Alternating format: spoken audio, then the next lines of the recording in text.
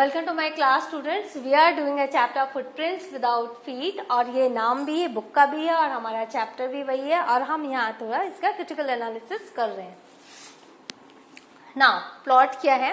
The protagonist Griffin, protagonist मैंने जो hero है यहाँ का ग्रिफिन है, after a successful science experiment turns himself invisible and uses that invisibility to gain personal advantage at any cost। तो मैंने पहले ही कहा था, जो ग्रिफिन है he is not a good human being। तो उसने क्या किया, एक सक्सेसफुल साइंस एक्सपेरिमेंट उसने किया, वो इनविजिबल हो गया, लेकिन उसने क्या किया, उस अदृश्यता को, उस इनविजिबिलिटी को उसने कैसे यूज किया, अपने पर्सनल एडवांटेज के लिए, एट एनी कॉस्ट, कैसे भी हो उसका नुकसान नहीं होना चाहिए। उसके रास्ते में अगर कोई आएगा तो वो उसको मार डालेगा, वो उसको हानि पहुंचाएगा। तो इसलिए उसने इस तरह उसने अपनी इनविजिबिलिटी का यूज किया। He was indulged in stealing, आपने देखा था उसने चोरी की, रुपये चुराए, खाना चुराया, याद है शॉपकीपर को उसने पीछे से मारा था और उसने पूरा उसका चुरा लिया था। Entering any area without permission, वो लंदन स्टोर में पहुंच गया बिना किसी परमिशन के, वो थिएटर कंपनी में पहुंच गया, उसके बाद क्लर्जीमैन के घर में पहुंच गया बिना परमिशन के। His revenge went undetected, और मजे की बात ये थी कि चूंकि वो इनविजिबल था, कोई उसे पकड़ ही नहीं पा रहा था, वो अनडिटेक्टेड था। हालांकि अगर वो मड पे चलता है तो उसको डिटेक्ट किया जा सकता है, अदरवाइज उसको कोई नहीं डिटेक्ट कर सकता।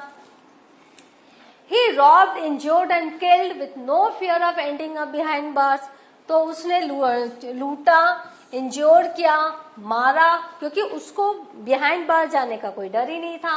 At the end of novel, being invisible worked against Griffin। लेकिन जब आप नॉवेल पढ़ोगे ना, ये कहानी उस नॉवेल से ही है, एक पोर्शन है इस कहानी का इसमें, लेकिन जब आप पूरा नॉवेल पढ़ोगे ना, एच.जी. वेल्स ऐसे ही तो नहीं लिखेंगे ना ये बुक कि आप इनविजिबल व्यक्ति को हीरो इसलिए नहीं बनाएंगे क्योंकि वो खून कर रहा है या इंजोर्ड कर रहा है, किल्ड कर रहा है। जब आप पूरा नॉवेल पढ़ोगे तो आप देखोगे कि ये जो इनविजिबिलिटी है वो ग्रिफिन के अगेंस्ट ही गई, उसके विरुद्ध गई। इट वॉज ए कर्स, वो एक शाप बन गया। हालांकि उसने ये एक डिस्कवर किया था इनविजिबिलिटी का, बट ये शाप बन गया and ultimately led to his death, और इसी के कारण उसकी मृत्यु भी हुई। Without shoes he was at a serious disadvantage. वो चप्पल पहनता है तो उसको वो दिखाई पड़ेगा, तो वो शूज भी नहीं पहनता था, तो उसको क्या डिसएडवांटेज था? For his feet way easily cut on rocks and glass, वो पत्थरों से उसके पांव कट रहे थे, ग्लास से उसके पांव कट रहे थे। So without shoes he was at a serious disadvantage, for his feet were easily cut on rocks और ग्लास। बिना चप्पलों के, बिना शूज के उसको बहुत बड़ा डिसएडवांटेज क्या था कि उसके जो पांव थे वो कट हो रहे थे रॉक से, ग्लासेस से, शीशे से। विदाउट क्लोथिंग ही शिवर्ड होपलेसली, और बिना कपड़ों के उसको बहुत ज्यादा कपकपी लग रही थी क्योंकि वो मिड विंटर था, जनवरी का महीना था। In the cold and when in public he was unable to navigate through a crowd. जब वो पब्लिक में था तो कोई भी क्राउड उसको नहीं ढूंढ पा रहे थे, तो इस तरह से वो बिल्कुल ही लोनली हो गया था, अकेला हो गया था, और वो उसकी जो लाइफ थी वो एक तरह से शाप बन गई थी। The mob bash Griffin to a bloody pulp. अब जब अंत में ये इनविजिबल मैन स्टोरी पढ़ोगे, नॉवेल पढ़ोगे, तो वो लोगों के पकड़ में आया था, लोगों ने उसको बहुत पीटा था, पीट पीट के उसको मार डाला था। वर ग्रिफिन विजिबल द मॉब में हैव स्टॉप्ड। अगर ग्रिफिन दिखता लोगों को तब वो क्या होता कि शायद लोग स्टॉप हो जाते उसके खून को देख के या उसकी हालत को देख के, लेकिन वो तो किसी को दिख ही नहीं रहा था। Being invisible forces him to be a loner and being alone is always the worst option। और हम जो मनुष्य हैं वो सोशल बीइंग है, हम सामाजिक प्राणी हैं, हम बिना ग्रुप के रह नहीं सकते, लेकिन इनविजिबल होने के कारण वो बिल्कुल अकेला हो गया था, और ये जो है एक वर्स्ट ऑप्शन है, हम ह्यूमन बीइंग अकेले रह ही नहीं सकते। Therefore, the plot centers around his desperate search for a scientific cure to return him to normal। तो ये जो प्लॉट है पूरा, वो एक सर्च, उसकी एक खोज जारी थी जब तक उसकी सांसें थी कि कोई एक क्योर मिल जाए कि वो मैं फिर से इनविजिबल हो जाऊं। देखो, centres around his desperate search, वो ढूंढ रहा था एक ऐसी दवाई जिससे कि वो फिर से विजिबल हो जाए, cure to return him to normal. और लोगों से मिलजुल सके, उनसे बातें कर सके। Now the title Footprints Without Print is an extract from The Invisible Man, a science fiction novel by H.G. Wells। जैसा कि मैं बार बार बता रही हूँ, The title is apt as in the first paragraph, two boys found the fresh muddy imprints of a pair of bare feet appeared from nowhere। तो जो title है वो आप जब फर्स्ट पैराग्राफ देखोगे वही स्टार्ट ही वहाँ है कि जो दो बच्चे हैं, दो लड़के हैं, उन्होंने fresh muddy imprints of pair of bare feet देखा है, जो आए हैं कहाँ से पता नहीं। मतलब पाँव के छाप पड़ रहे हैं, बट किसके हैं उन्हें पता नहीं, और वो बच्चे उसको फॉलो करते हैं। Then it is shown that Griffin is quite invisible. फिर ये लिखा गया, ऑथर ने बताया है कि वो इनविजिबल हो जाता है, और until he steps in some mud, लेकिन जब वो किसी मड पर जाता है, जब किसी मिट्टी वाली जगह पे जाता है और उसके इम्प्रिंट्स बनते हैं पाँव के, तो ही लोगों को पता चलता है कि यहाँ कोई चल रहा है। And leaves footprints as he walks, और जब वो चलता है तो उसके जो फुटप्रिंट्स है वो बनते हैं। The title is full of suspense. तो ये टाइटल जो है फुटप्रिंट्स विदाउट फीट बिल्कुल ही एप्ट है और बिल्कुल सस्पेंस है, क्योंकि ऐसा कैसे हो सकता है कि प्रिंट्स बन रहे, पाँव के छाप बन रही है लेकिन पाँव ही नहीं है। And arouse a interest in the story, और हमें उत्सुकता जगाती है कि ये स्टोरी पढ़े हैं। It is interesting and is derived from the plot of the story. तो ये जो है कहानी का जो शीर्षक है, एक्चुअल में जो नॉवेल का शीर्षक है वो द इनविजिबल मैन है, लेकिन ये जो पोर्शन है उसका फुटप्रिंट्स विदाउट प्रिंट जो है ये बहुत ही इंटरेस्टिंग है, और प्लॉट से ही ये जो है शीर्षक लिया गया है।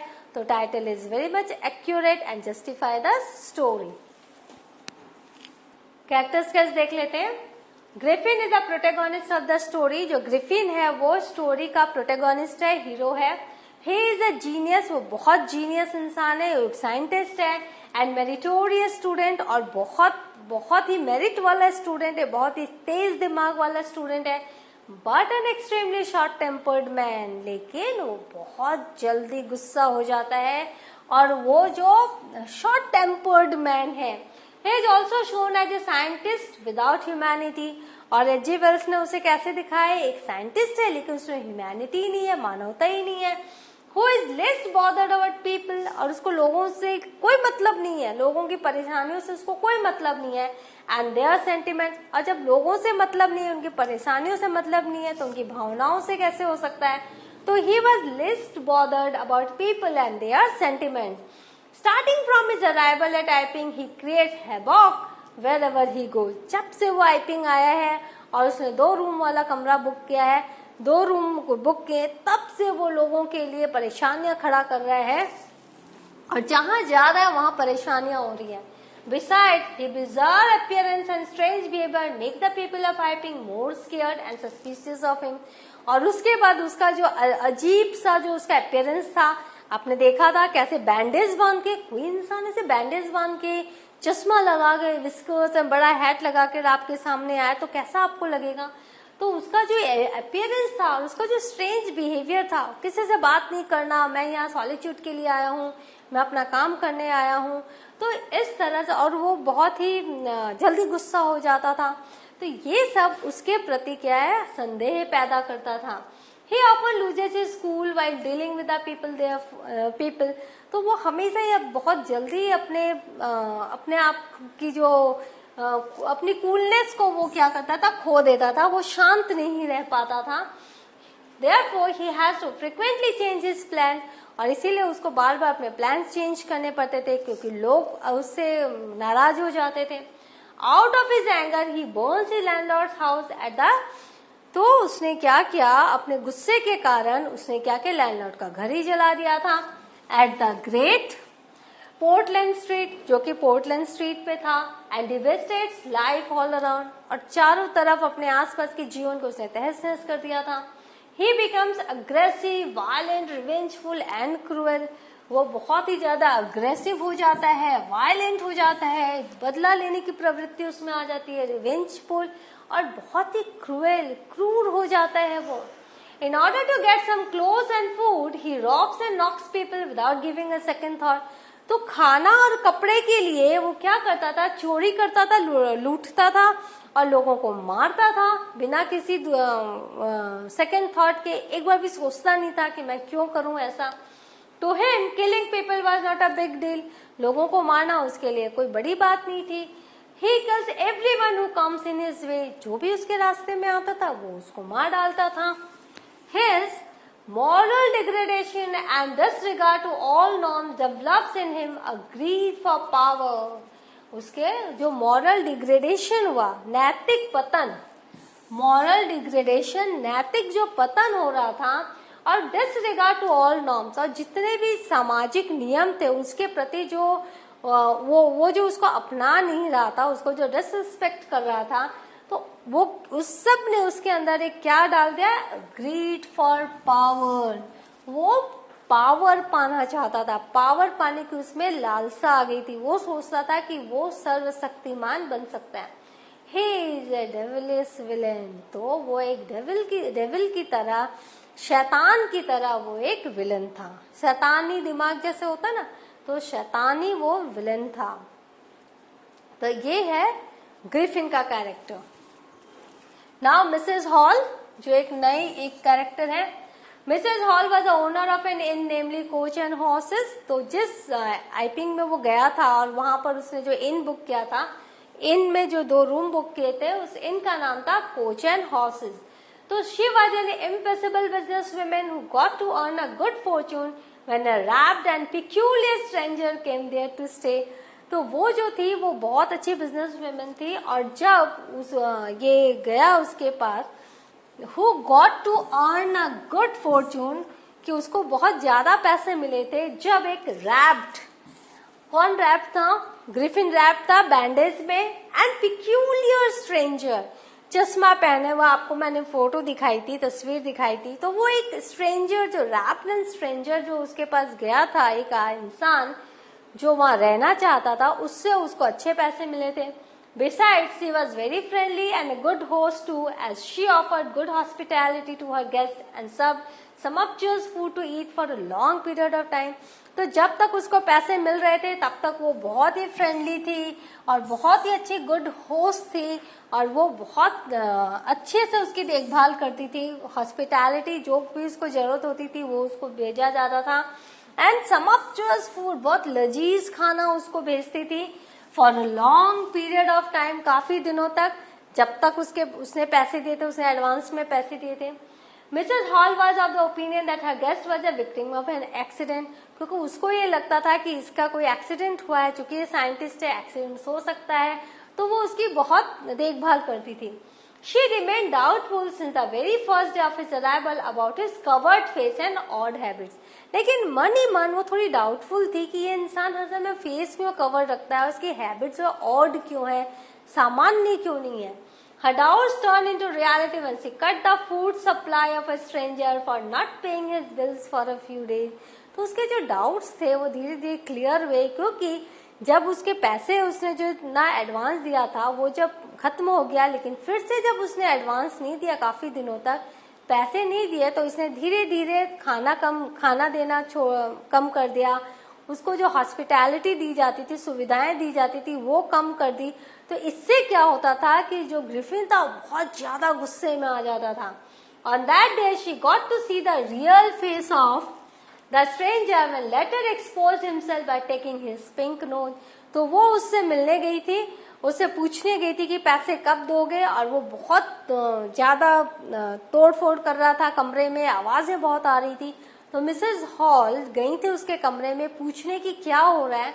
तो उस दिन उसने गुस्से में क्या किया था, अपना पिंक नोज निकाल दिया था, बैंडेज निकाल दिया था, नैपकिन सब जो उसने कवर किया था सब निकाल दिया था, और वो इनविजिबल हो जा रहा था।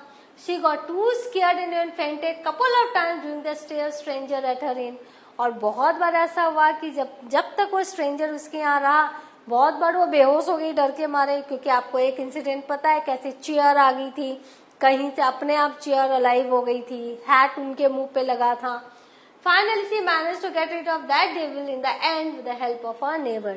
लेकिन लास्ट में क्या हुआ था कि वो डेविल से उनको छुटकारा मिला था, क्योंकि वो आपको पता है कैसे वो कांस्टेबल आया था और उसने पकड़ने की कोशिश की थी और ये भाग गया था जान बचाकर।